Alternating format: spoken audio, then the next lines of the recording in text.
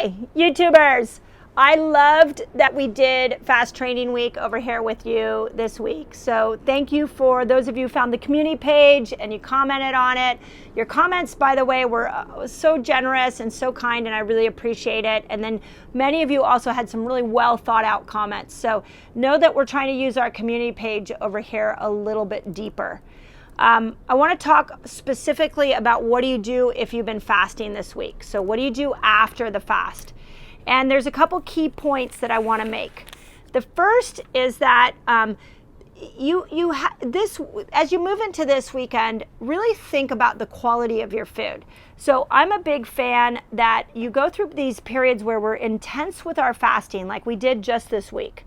And then enjoy life, and I want you to enjoy food, but eat good quality food. So for example, look at one of the biggest I call them lateral changes that you can make when you go to introduce food back in is make sure you're eating the good oils.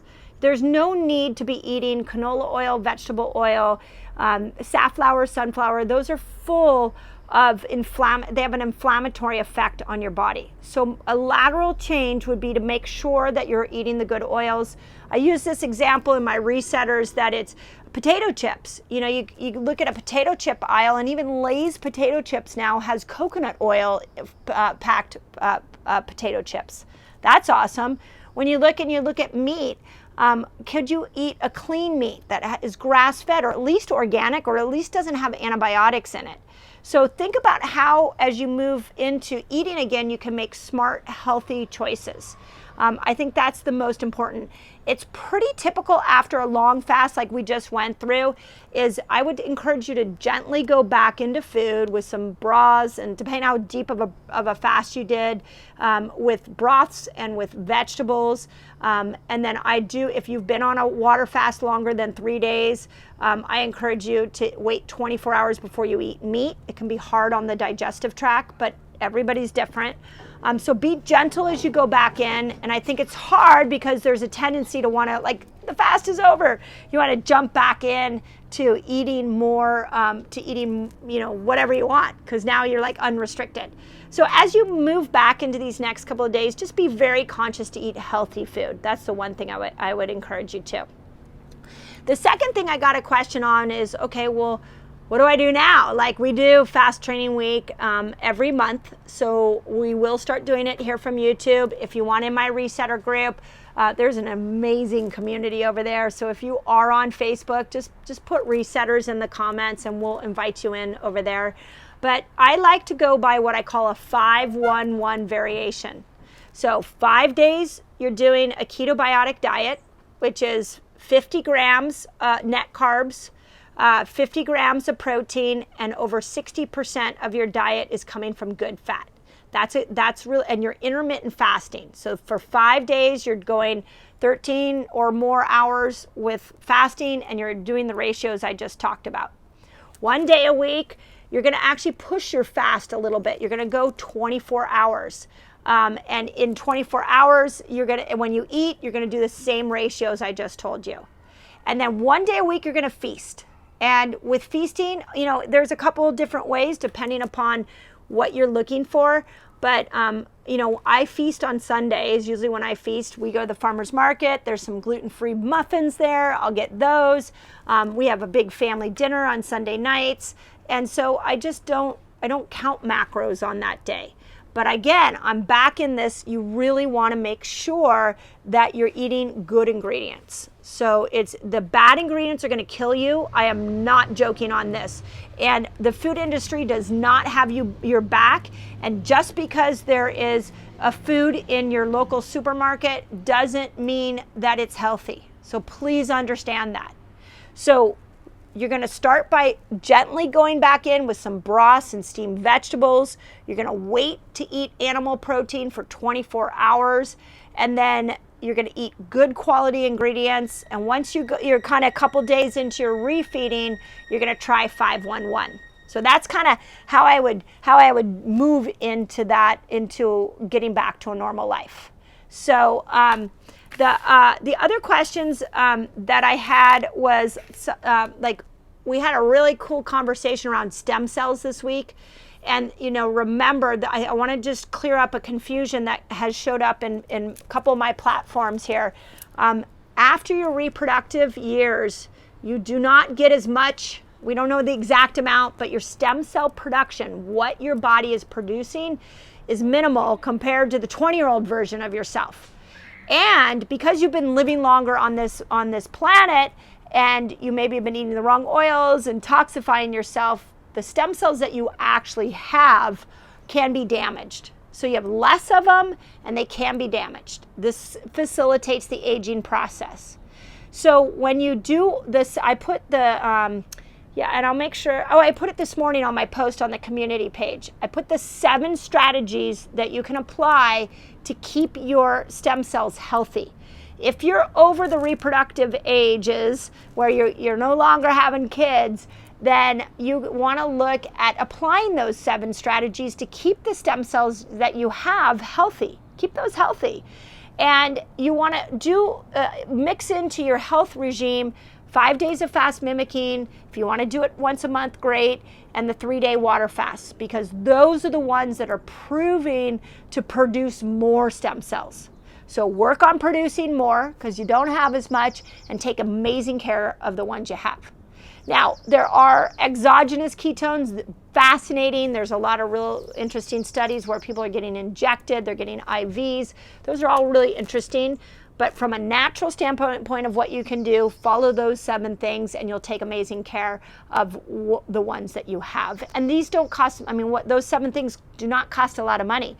Stem cell injections cost a lot of money. So why would you not try to apply those 7 principles to your life? So, okay. With that, I'm going to open it up for questions. It's a little shorter Facebook Live tonight, but this is YouTube. I'm sorry, YouTube Live. It's been a long week. I'm losing track of where I'm at. But I wanted you to know about the refeeding, and I wanted you to realize that I want to be really clear on the stem cell and how that happens, because I don't want you to be discouraged. I want you to be encouraged and know that you have more power over the aging process than you may realize. So. We did have some people come from Facebook back over here to finalize some questions.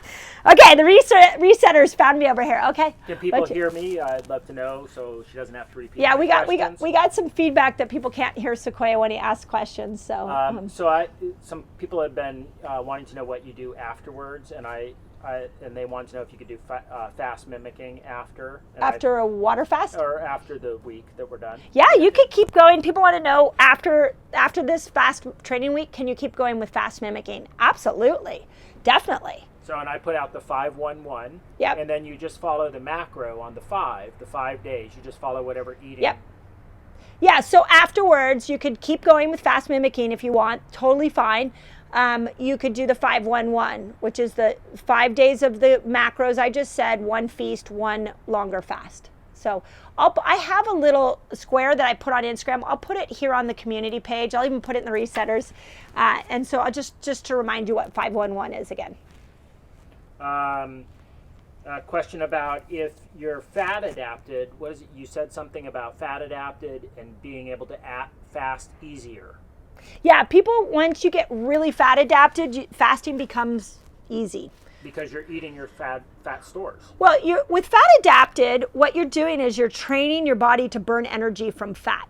So anything you do that facilitates that once you're fat adapted is going to be great. So when you fast, what ends up happening is your body goes, oh yeah, I remember this. I know what we're doing now. Okay, boom, I'm going to go get energy from the fat. When you're not fat adapted and you're trying to go from sugar adapted over into fat adapted, it's painful and your body's like, this sucks. What are we doing here? But once you've been experimenting with keto and fasting, you can click in and click out. You can go have a big meal that is totally non-keto, and the next day you can do a 24-hour fast and you're like, okay, this is fine. That's where I'm trying to get everybody. Every disease known to man has a chronic disease, has had a body that is burning energy from sugar. So if we could get the whole world over here to being fat adapted and teach you the flexibility, we're going to stop chronic disease. Okay, that's the last question we have, but maybe do you want to, how long does it take to become fat adapted? This is a good question. How long does it take to be fat adapted? Everybody's different. So yeah, everybody's different. I'll go back to the principles that repair your mitochondria. So if you have a note, take notes. You want to make sure you're always eating the right oils. You're not eating the bad oils. You always want to keep your carb load down, or the majority of the time, like the 5-1-1. You want to make sure that you're minimizing toxins and you have some good detox plans to remove toxins from the mitochondria. You want to use hydrogen water, is also really powerful for healing the mitochondria and will help you become fat adapted. The product we like is Fast Tonic. Things like infrared saunas and light therapy can also go into your cells and help repair those mitochondria and make them fat adapted. And oxygen therapy is another thing that will help make you fat adapted. So I'll create a little infographic for that, but those are the scientifically proven things that we know will help. Now, ketones also go in and help the mitochondria. So when you are in those ketogenic states, when you're getting high ketones, you're working towards fat adapted. You're getting there. So everybody's different. I've seen people with a lot of co-infections and EBV and mold and heavy metals. Some of the patients I work with have a lot going on, and it'll take a year for them to get fat adapted. I've seen it take up to a year. And I just started working with a new patient recently who has a lot of autoimmune conditions, and she's like fat adapted, ready to go now. So it took her, a couple weeks. So everybody's a little different. So. When is the next fast training week? Oh, let's talk about that. Okay, next fast training week is the end of May. I will put the exact dates on the community page once I figure them out. And let me know what you think of this. I'm toying with the idea of you giving two options, but one of the options would be some shakes. So this is from Dr. Anna Kabeka. I was interviewed on her podcast this week, and we got talking about all the different ways you can trick out your fast. That's kind of was the conversation of like, well, what breaks a fast? I'll let you know when that podcast comes out, because it was really interesting discussion. It was like, what breaks your fast? How, what should a fast look like? And what I love about her is she really is in this lane of alkalinity.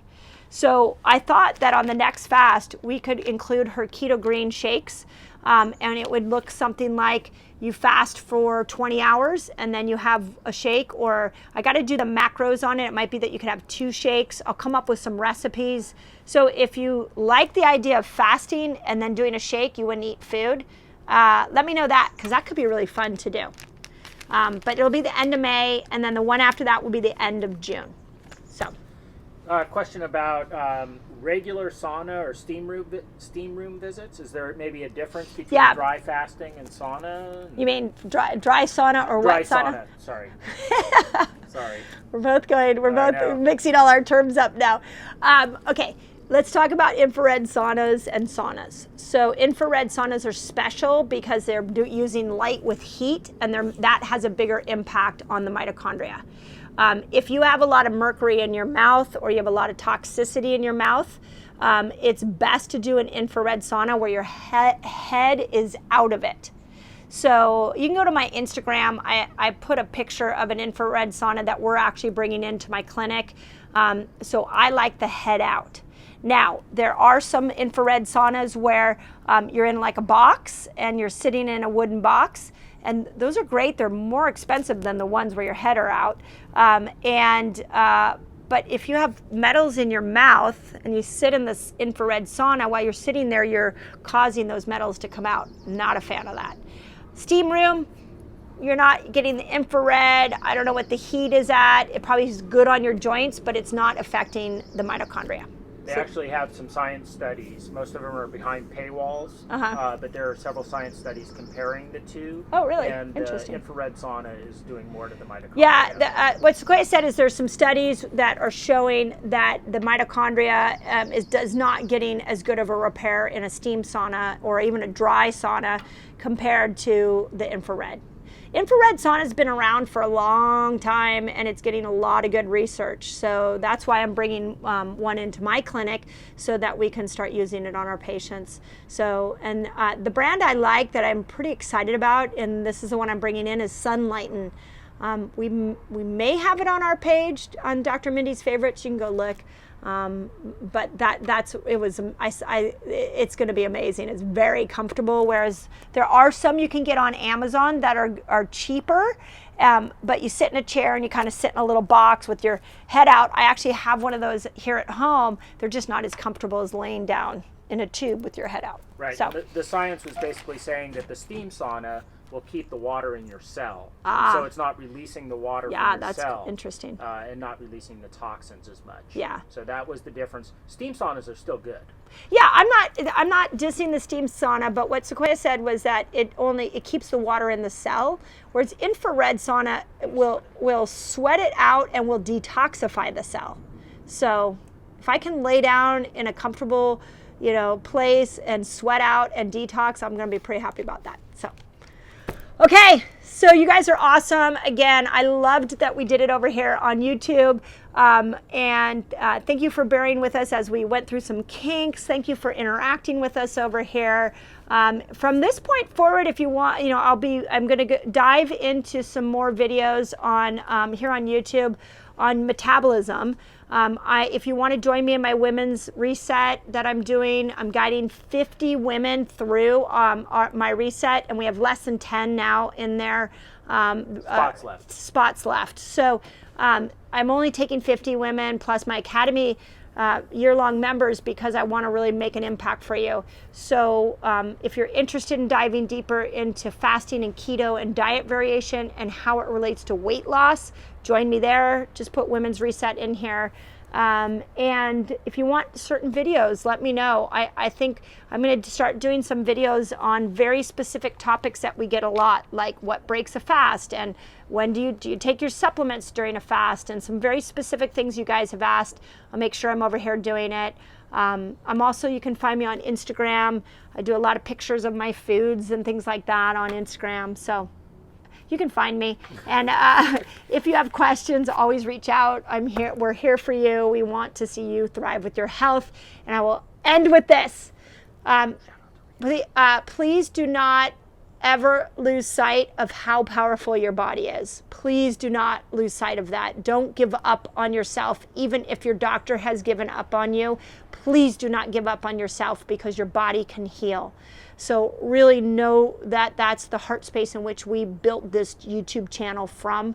I also want to give a shout out to my niece, who is also really passionate about health and has been answering all of our YouTube comments.